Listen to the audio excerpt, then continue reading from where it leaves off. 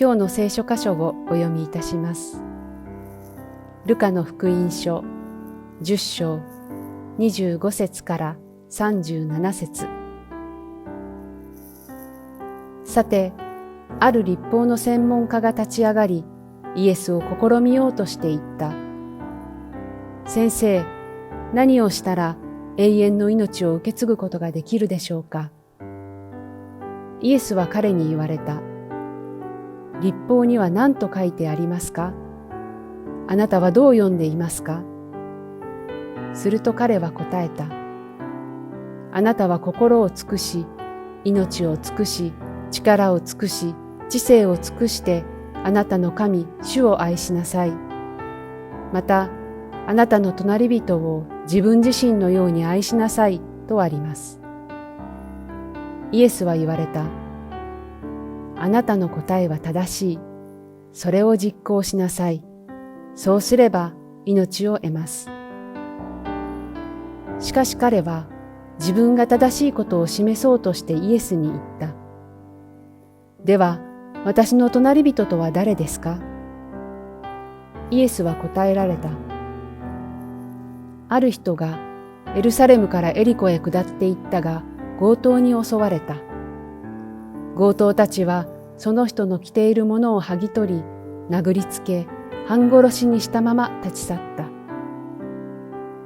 たまたま祭司が一人その道を下ってきたが、彼を見ると反対側を通り過ぎていった。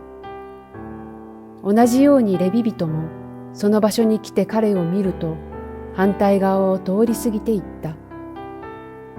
ところが旅をしていた一人のサマリア人はその人のところに来ると見てかわいそうに思った。そして近寄って傷にオリーブ油とブドウ酒を注いで包帯をし、自分の家畜に乗せて宿屋に連れて行って介抱した。次の日、彼はデナリ2枚を取り出し、宿屋の主人に渡して言った。介抱してあげてください。もっと費用がかかったら、私が帰りに払います。この3人の中で誰が強盗に襲われた人の隣人になったと思いますか？彼は言った。その人に憐れみ深い行いをした人です。するとイエスは言われた。あなたも行って同じようにしなさい。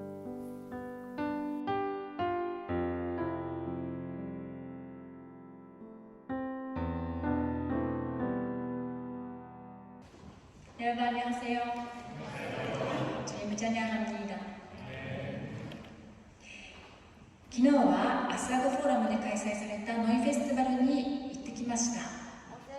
어제 개최된 노이 페스티벌에 다녀왔습니다.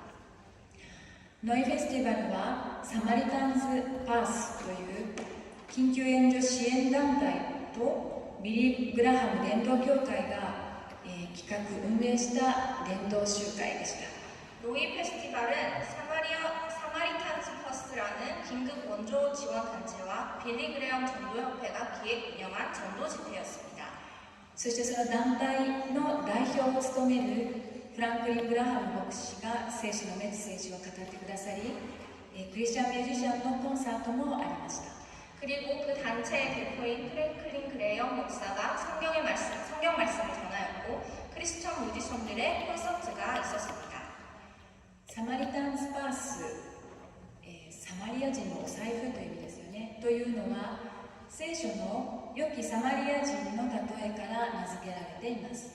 사마리탄스 퍼스는 사마리아인의 지감이란 뜻으로 성경의 선한 사마리아인의 비유에서 이름을 따온 것입니다. サマリタンズ・パースはコロナウイルスで北イタリアで猛威を振るった時、2020年の3月ですけれども、いち早く医療支援をした団体です。 이 사마리탄스 퍼스는 코로나 바이러스가 북이탈리아에서 맹렬하게 기승을 부리던 2020년 3월달에 가장 먼저 빠르게 의료 지원을 한 단체입니다. クレモナに野外病院を建てて感染した人たち、その患者たちの治療に当たりました。 크레모나에 야외 병원을 세워서 거기서 감염된 환자들을 치료하고 있었습니다. 日本でも東日本大震災の時にすぐ、救援物資を送り、多くのボランティアを率いて東北の復興の一端を担ってくれました。 일본에서 동일본 대지진이 일어났을 때에도 바로 구호물품을 보내 많은 봉사활동자들이 이끌고 동북 지역의 부흥의 한 몫을 담당하기도 했습니다. 今日は現代においても人々の生活に密着した、援助支援団体や医療機関の名前の元ともなっている良きサマリア人の例えから神様の心を共に学んでいきたいと願います。 오늘은 지금 현 시대에서도 생활에 밀착한 원조 지원 단체나 의료기관의 이름 아래 선한 사마리아인의 비유로부터 하나님이 오늘 우리에게 말씀하시는 그 뜻을 함께 배워보고자 합니다. 今日の箇所、良きサマリア人の例えはイエス様の例えの中、例え話の中でも最もよく知られている箇所です。 오늘의 본문인 선한 사마리아인의 비유는 예수님의 비유 중에서도 가장 잘 알려진 비유입니다. ある立法の専門家がイエス様に、先生、何をしたら永遠の命を受け継ぐことができるでしょうかと質問します。 어떤 율법학자가 예수님께 선생님, 어떻게 하면 영원한 생명을 받을 수 있습니까? 하고 질문을 하였습니다. この問いはそれだけで聞くと本当に救いを求めている人の質問のように聞こえますが、25節には何とあるでしょうか。 그 질문은 마치 겉으로만 들으면 정말로 구원을 바라는 사람의 질문처럼 들리지만 25절에는 과연 어떻게 쓰여져 있나요? イエスを試そうとしてと書いてあります。 예수를 시험하여 라고 쓰여져 있습니다. イエスがどのように答えるのか聞いて、好きあらばイエス様を陥れようとしているんです。 예수가 어떻게 대답하는지를 듣고 거기에 빈틈이 있다면 예수를 모함하려고 했던 것입니다. またその前に立ち上がりとしっかりと書かれていることから、彼のうちにはどこか人から注目を集めたい、自分がよく立法を学んでいるということを周りに認めさせたいという思いがあったんです。 또한 그 앞절에 일어나라고 정확하게 쓰여져 있는 것을 보아 그의 마음속에는 사람들의 주의를 모으고 싶다, 나는 율법을 잘 배웠다라고 주변으로부터 인정받고 싶다라는 마음이 그 속에 있었음을 알 수 있습니다. イエス様はそのような彼の心を見透かして逆に質問をしました。 예수님은 그러한 그의 마음을 꿰뚫어 보시고 반대로 그에게 질문하셨습니다. 律法には何と書いてありますか？あなたはどう読んでいますか？ 율법에는 뭐라고 기록되어 있으며 너는 어떻게 읽어보았느냐? 質問をしたのは自分なのに、質問されてしまったこの律法学者はイエス様があなたはどう読んでいるかと聞いてきたことによって律法学者である彼自身のプライドにかけてもきちんと答えなければならない状況になりました。 질문을 한 것은 자기 자신인데 도리어 질문을 받아버리게 된 이 율법학자는 예수님이 너는 어떻게 읽어보았느냐라고 질문하심으로 인해 율법학자라는 자신의 자존심을 걸고서라도 제대로 대답하지 않으면 안 되는 상황에 놓여지게 되었습니다. そしてあなたは心を尽くし、命を尽くし、力を尽くし、知性を尽くしてあなたの神主を愛しなさい。またあなたの隣人を自分自身のように愛しなさいとありますと答えました。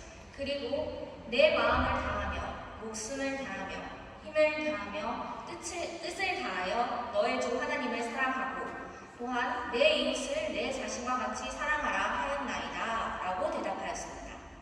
するとイエス様はあなたの答えは正しい。それを実行しなさい。そうすれば命を得ますとおっしゃいます。 그러자 예수님은 내 대답이 옳도다. 이를 행하라. 그리하면 살리라. 라고 말씀하십니다. しかし質問をした律法学者はイエス様のこの言葉に明らかな皮肉を受け取りました。 하지만 이 질문을 한 율법학자는 예수님의 그 대답을 비아냥거림으로 받아들였습니다. それはその律法を日々どんな時も間違わずに守って生きることができる人などどこにもどこを探してもいなかったからです。 왜냐하면 그 율법을 매일 어떠한 때에도 틀리지 않고 지키며 살아갈 수 있는 사람이란 어디에 律法を実行しようとしてもできないのが利権なんです。 그 율법을 실행하려고 해도 할 수 없는 것이 인간입니다. だからそれでは永遠の命を受け継ぐことはできないという結果になってしまうのです。 그래서 그것으로는 영생을 얻을 수 없다라는 결론에 도달하고 맙니다. そのことに気づいた彼はそんな質問をした自分を弁護するように次の質問をしました。 그 사실을 알게 된 율법학자는 그러한 질문을 한 자신을 변호하기 위해서 다음과 같은 질문을 합니다.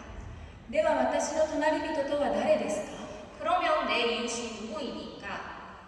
彼のこの質問を本当に律法を守ることを考え、隣人を愛することを考え抜いた末の質問ではありませんでした。 그의 이 질문도 정말로 율법을 지키기 위해서, 이웃을 사랑하기 위해서 한 질문이 아니었습니다. 自分の恥を隠し、自分は間違っていないということを表すために、つまり自分のことだけを考えてイエス様に聞いているんです。 자신의 부끄러움을 숨기고 자신은 틀리지 않았다라는 것을 나타내기 위해서, 즉 자신만을 생각하고 예수님께 질문하는 것입니다. そして隣人はどこまでのことを指すのかとその適用範囲のことを聞いたのです。 그리고 이웃이란 어디까지를 이웃이라고 부를 수 있겠는가 하는 그 적용 범위를 물어봤던 것입니다. するとイエス様はある例え話を話し始められました。 그러자 예수님은 어떠한 비유를 해주셨습니다. それが良きサマリア人の例えなんです。 그것이 바로 선한 사마리아인의 비유입니다. この例え話には強盗に襲われたユダヤ人、祭司、レビ人、そしてサマリア人という4人の登場人物が出てきます。 이 비유에는 강도를 만난 유대인, 제사장, 레위인, 그리고 사마리아인 이 네 등장인물이 나옵니다. エルサレムからエリコに下る道は岩地で険しい下り坂もある荒野の道でした。 예루살렘으로부터 여리고로 내려가는 길은 돌길로 험난한 내리막길도 있는 황야길이었습니다. そこには強盗や通行人を襲う追いはぎに襲われやすい危険な道だったんです。 거기는 강도나 통행인을 습격하는 것과 같은 그런 일들이 자주 일어나는 매우 위험한 길이었습니다. そこに洋服を剥ぎ取られ殴りつけられ半殺しにされた人が倒れていました。 거기에 옷을 빼앗기고 두드려 맞은 채 거의 죽어가는 사람이 쓰러져 있었습니다. 通りかかった祭司はその人を見ると反対側を通り過ぎていきました。 지나가던 제사장은 그 사람을 보자마자 반대쪽으로 지나쳐서 가버렸습니다. 次にレビ人がそこを通りましたが彼を見ると同じように反対側を通り過ぎていきました。 그 다음으로는 레위 사람이 그곳을 지나갔지만 그 유대인을 보자마자 똑같이 반대편으로 지나가 버렸습니다. 祭司とレビ人はエルサレムの神殿で礼拝のために仕えるユダヤ人の宗教指導者でした。 제사장과 레위인은 예루살렘 성전에서 예배를 위해 섬기는 유대인 종교 지도자였습니다. この2人は傷ついている同胞のユダヤ人を見ても無視して、しかも距離を取るように反対側を通り過ぎていったのです。 이 두 사람은 다친 동포인 유대인을 보고서도 무시하고 게다가 거리를 두려고 반대편으로 지나갔던 것입니다. ところが旅をしていたあるサマリア人は彼を見てかわいそうに思い近寄って傷にオリーブ油とブドウ酒を注いで包帯をし家畜に乗せて宿屋に行って解放をしました。 그런데 여행을 하고 있던 어떤 사마리아 사람은 그를 보고 불쌍히 여겨 곁으로 다가가서 상처에 올리브유와 포도주를 붓고 붕대를 감아 가축에 태워 여관으로 데려가 간호하였습니다. そして次の日に宿屋の主人にお金を渡してさらにもっと費用がかかるなら旅の帰りに自分が払うとまで言ったんです。 그리고 다음날 여관 주인에게 돈을 더 건네며 여기에서 더 돈이 든다면 여행을 마치고 돌아오는 길에 자신이 내겠다라고까지 말하였습니다.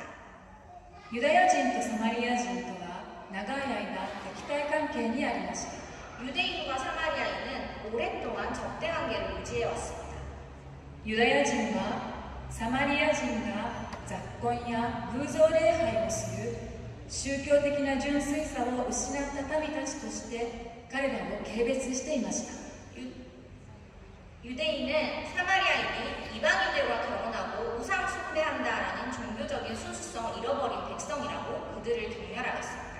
サマリア人もユダヤ人とエルサレムの神殿に対して強い対抗意識を持っていました。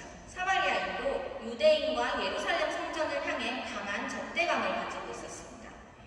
イエス様はその立法学者に質問します。 예수님은 그 율법학자에게 질문합니다. この3人の中で誰が強盗に襲われた人の隣人になったと思いますか？ 이 세 사람 중에 누가 강도 만난 자의 이웃이 되겠느냐? その立法学者はその人に憐れみ深い行いをした人ですと答えます。 그 율법학자는 자비를 베푼 자니이다 라고 대답합니다. するとイエス様は言いました。あなたも行って同じようにしなさい。 그러자 예수님께서 말씀하셨습니다. 가서 너도 이와 같이 하라. この後、この立法の専門家がどのようにしたのか聖書には書かれていません。 이후에 이 율법학자가 어떻게 하였는지는 성경에는 기록되어져 있지 않습니다. この例え話は皆さんも今まで何回も読んだことがある箇所だと思います。 이 비유는 여러분도 지금까지 몇 번이나 많이 읽어보셨을 구절일 것입니다. あなたも行って同じようにしなさい。 가서 너도 이와 같이 하라. このイエス様の言葉は今日のあなたに、今日の私たちのこの賛美教会に何を語っているでしょうか。 이 예수님의 말씀은 오늘 당신에게, 오늘 우리 찬양의 교회에 뭐라고 말씀하고 계신 것 같으신가요? 先週私は今日のこの日の礼拝のメッセージのために毎日何時間メッセージの準備の時間が取れるか計算して予定を立てていました。 지난주 저는 오늘 이 예배 설교를 위해서 매일 몇 시간 정도를 설교 준비를 위해 사용할 수 있는 시간일까 하고 제가 계산해보고 예측해보았습니다. 何としてもその時間を確保して木曜日には通訳書に提出しなければいけないと思っていました。 어떻게든 그 시간을 확보해서 목요일에는 통역 봉사하시는 분들에게 꼭 이 원고를 전해드려야지 하고 초조한 마음으로 지냈습니다. しかし先週は神様から私に信頼してその時間を捧げなさいと言われているような出来事が何回も起こり、予定を立てていたようには時間が取れませんでした。 하지만 지난주에는 하나님으로부터 나를 믿고 그 시간을 나에게 바치거라 라고 말씀하시는 것 같은 일들이 몇 번이나 일어나서 제가 계획을 세우는 것처럼 시간을 낼 수가 없었습니다. そしてついには木曜日の夜、大好きなあるご夫婦から夕食にお招きをいただき、とても悩みましたが、一度は今日はメッセージの準備があるので無理ですとお断りしました。 게다가 목요일 밤에는 제가 정말 좋아하는 부부로부터 저녁 식사를 초대받아 갈까 말까 매우 고민하였지만 처음에는 오늘은 설교 준비를 해야 될 것 같아서 힘들 것 같아요 라고 거절을 하였습니다. しかしもう一度考えて、やはりそれは違うなと思い、伺わせてくださいとお電話をしました。 그러나 다시 한 번 더 생각하고 아 역시 이러면 안 되겠지 하는 마음이 들어서 참석하겠습니다 하고 다시 전화를 드렸습니다. 一緒に時間を過ごすことは愛することですし、神様からその愛を実践することを学ぶように、その機会を与えていただいていると強く感じたからです。 함께 시간을 보내는 것은 사랑을 나누는 것이고 하나님으로부터 사랑을 실천하라고 배우는 것처럼 그 기회를 주셨다라고 강하게 느꼈기 때문입니다. その日は御言葉に語られて出かけていきました。 그날은 말씀을 의지하여 나아갔습니다. 神様とのこのような交わりは日々の中で私のうちの喜びでもあり力となります。 이러한 하나님과의 교제는 매일매일의 삶 속에서 저의 기쁨이자 제 힘이 되고 있습니다. 信仰と行い、これは私たち信仰者がこの世で命のある限り本当に丁寧に向き合っていかなければならない大切なテーマです。 믿음과 행함 이것은 믿는 자가 이 세상에서 살아가는 동안 똑바로 마주해야 하는 중요한 테마입니다. 祭司とレビ人はこの人を助けたら自分がどうなるかを考えまし 레위인은 이 사람을 도우면 자신이 어떻게 될지를 먼저 생각했습니다. 彼らは神殿の礼拝の奉仕のために自分の身が汚れてしまうのを恐れたのではないかと想像できます。 그들은 성전에서 예배 봉사를 위해 자신의 몸을 더럽히는 것을 두려워하였을 것이라 상상할 수 있을 것입니다. 聖である神様にお仕えするために奉仕者も性別されることが命令となっていましたから、死体と接触すれば汚れると考えたのでしょう。 거룩한 하나님께 드리기 위해 봉사자도 거룩히 구별될 것을 명령받았으니 시체와 접촉하면 더러워질 것이라고 생각하였을 것입니다. それにまだ近くに強盗がいるかもしれず、今度は自分が狙われるかもしれませんでした。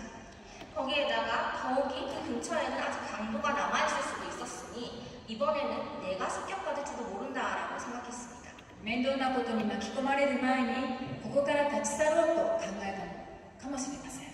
귀찮은 일에 말려들기 전에 얼른 여기를 떠나려고 생각했던 것일지도 모르겠습니다.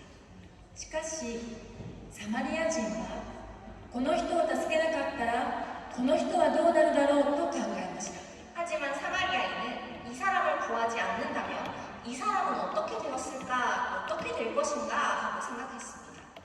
彼には洋服を剥ぎ取られ殴りつけられ瀕死の状態の人をそのまま放っておくことはできませんでした。 그는 옷을 빼앗기고 맞은 채로 거의 죽은 것과 다름없는 상태의 그 사람을 그대로 내버려 둘 수가 없었습니다. このサマリア人が具体的にどのように行動したのか、私たちがそれぞれの生活の中で実践していけることは何でしょうか。 이 사마리아 사람이 구체적으로 어떻게 행동하였는지, 거기서부터 우리들이 각자의 삶 속에서 실천할 수 있는 것들에는 과연 어떤 것들이 있을까요? 愛の実践のためにサマリア人の行いから学ぶことを3つにまとめてみました。 사랑의 실천을 위해서 사마리아 사람의 행위로부터 배울 수 있는 3가지에 대해 정리해보고자 합니다. 1つ目は私たちから関わりを持とうと近く歩み寄ること。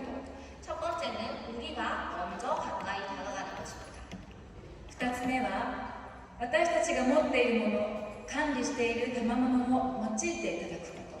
두 번째는 우리가 가진 것, 우리가 관리하고 있는 우리가 가진 은사가 하나님으로부터 쓰인다는 것입니다. 3番目は主に捧げるようにお金を使うことです。 세 번째는 주님께 드리는 것처럼 돈을 사용하는 것입니다.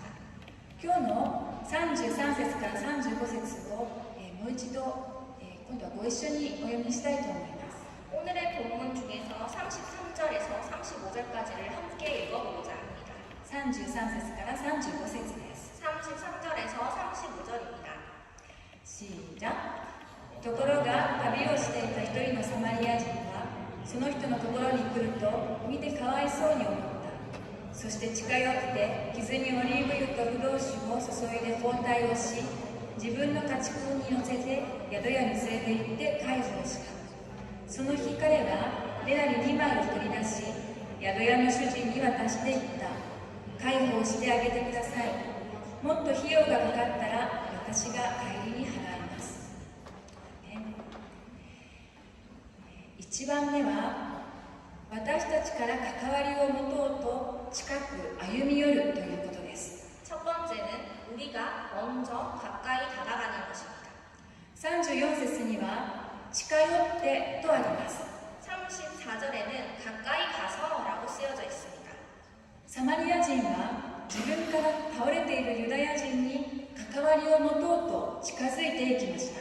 사마리아인은 자신이 먼저 쓰러져 있는 유대인에게 가까이 다가갔습니다. 愛を示すときには自分から動くこと、自分からきっかけを作り声をかける必要があることがここに表されています。 사랑을 드러낼 때에는 내가 먼저 움직이는 것, 내가 계기를 만들어서 먼저 말을 건넨다라는 것이 여기에 나타나 있습니다. そして2番目、 그리고 두 번째, 私たちが持っているもの、管理している賜物を用いていただくことです。 우리가 가지고 있는 것, 우리가 관리하고 있는 은사를 사용하는 것입니다. サマリア人はオリーブ油で傷の痛みを和らげ、ブドウ酒で傷を消毒し、包帯で傷を覆いました。 사마리아인은 올리브유로 상처의 통증을 줄이고 포도주로 상처를 소독해서 붕대로 상처를 감았습니다. 彼がオリーブ油、ブドウ酒、そして包帯で手当てをしたように、私たちも隣人の傷の痛みを和らげ、消毒し、傷を覆うものを用意することができるんです。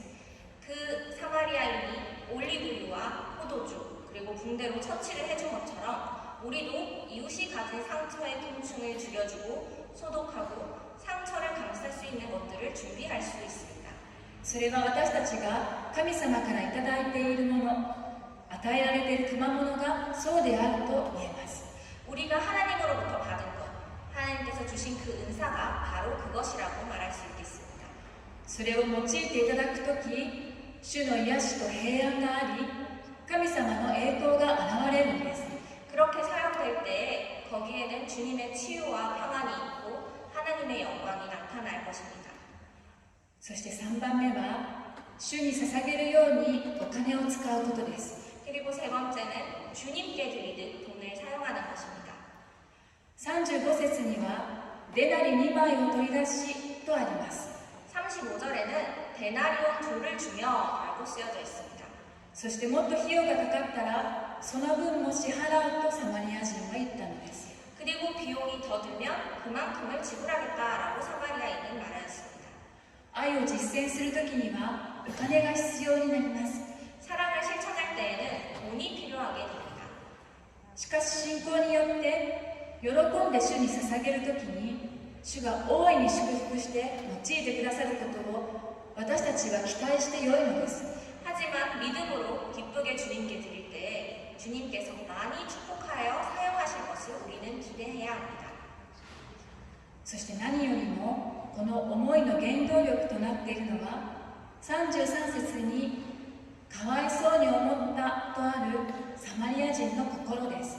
그리고 무엇보다도 이 행위의 원동력이 되는 것은 33절에 나오는 불쌍히 여기었다라는 사마리아인의 마음입니다. 私が助けなければこの人は死んでしまうかもしれないという憐れみの心です。 내가 돕지 않으면 이 사람은 죽을지도 모른다라고 생각하는 긍휼의 마음입니다. それはイエス様のお心そのものなんです。 이것은 바로 예수님의 마음 그 자체입니다. イエス様こそ罪の中に倒れていた私たちをかわいそうに思い、私たちと関わりを持つために近づいてくださり、私たちの隣人となってくださいました。 예수님이야말로 죄 중에 쓰러진 우리들을 불쌍히 여기셔서 우리 삶에 들어오시기 위해 가까이 다가오시고 우리의 이웃이 되어주셨습니다.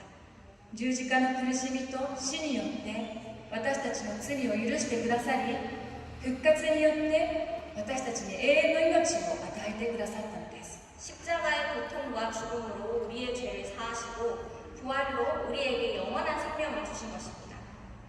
この良きサマリア人とはイエス様の姿を表しているんです。 이 선한 사마리아인은 예수님의 모습을 나타내고 있는 것입니다. 律法の専門家は、私の隣人は誰ですかとイエス様に問いました。 율법학자는 이 사람의 이웃은 누구입니까? 하고 예수님께 물었습니다. それに対してイエス様は、隣人になったサマリア人の話をしました。 거기에 반해서 예수님은 이웃이 된 사마리아인의 이야기를 해주셨습니다. 隣人は誰かと探すものではなくて、なるものなんです。 이웃은 누구인지를 찾는 것이 아니라 되는 것입니다. 自分の隣人は誰かと探している生き方と、自分が行ってその人の隣人になるという生き方では全く違います。 내 이웃은 누구인지 찾는 삶과 내가 가서 그 사람의 이웃이 되는 삶은 완전히 다릅니다. 行ってあなたも同じようにしなさいとは、あなたも自分が出会う人々の隣人となりなさいということなのです。 가서 너도 이와 같이 하라라는 것은 너도 내가 만나는 사람들의 이웃이 되어 주거라라고 말씀하시는 것과 같습니다.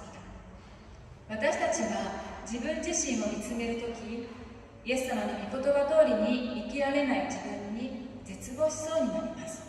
우리는 나 자신을 바라볼 예수님의 말씀대로 살아갈 수 없는 나 자신에 대해서 절망합니다. でもイエス様に目を向けるとき、その愛に応えたいという思いが与えられて、信頼して一歩踏み出しますから、どうか助けてくださいという祈りが起こるんです。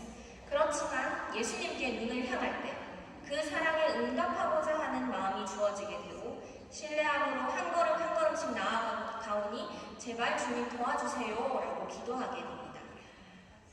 この新しい1週間もお一人お一人が主とそのような交わり、祈りの交わりの中に生きられますように祝福を祈ります。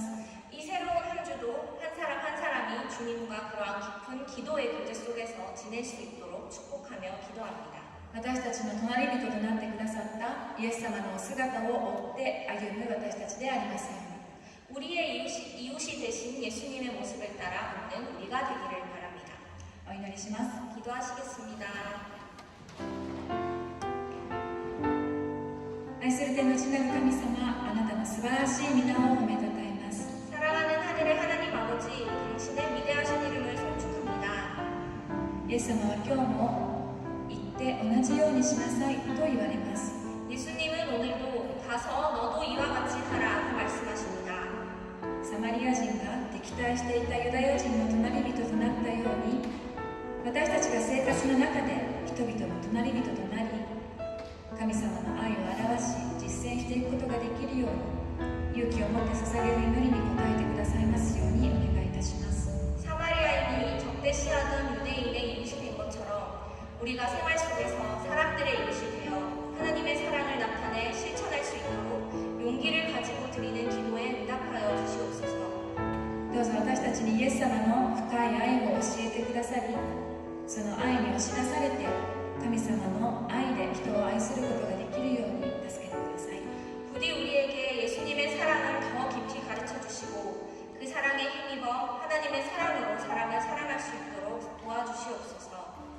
罪がある自分たちの現実に絶望するのではなく、神様を愛し私たちの隣人となり、神様のご計画を全うされたイエス様の姿に変えられていくその道のりを一歩一歩進ませてください。 죄인인 우리들의 현실에 절망하는 것이 아니라 하나님을 사랑하고 우리 이웃이 되시어 하나님의 계획을 이루신 예수님의 모습으로 변화되는 그 길로 한 걸음 한 걸음 전진시켜 주시옵소서. 感謝して愛するイエス様の名前を通してお祈りいたします。 감사드리며 사랑하는 예수님의 이름으로